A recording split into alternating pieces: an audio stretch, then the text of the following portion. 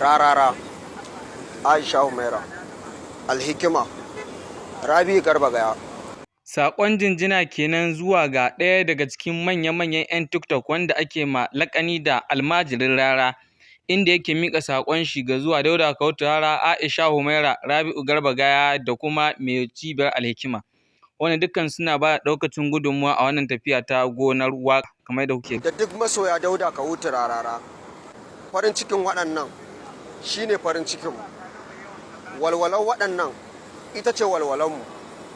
Yau gashi Allah ya kawo jarabta. Ya Allah ya Ubangiji ina roƙonka Allah ka kawo mafita. Allah ka dawo da farin ciki a zukatan waɗannan mutanen, mu ma farin cikin mai dawo. Allah ka dawo musu da walwalarsu. Allah ka fito da mama.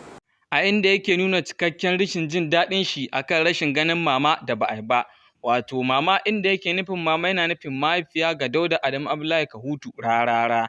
Jama'a ku biyo mu sannu ta hanyar wannan bayanai da muke kawo muku daki. Cikin ƙoshin lafiya, alfarmar daraja Annabi Muhammadu sallallahu alaihi wasallam. Allah ka da mana da farin ciki mai ɗorewa na har abada. Muna masu yi maku alƙawari wurin ganin za mu kawo muku cikakkun bidiyoyi muhimman labarai domin nishaɗantar da ku a wannan tasha tamu. Farin cikin mu shine farin cikin ku.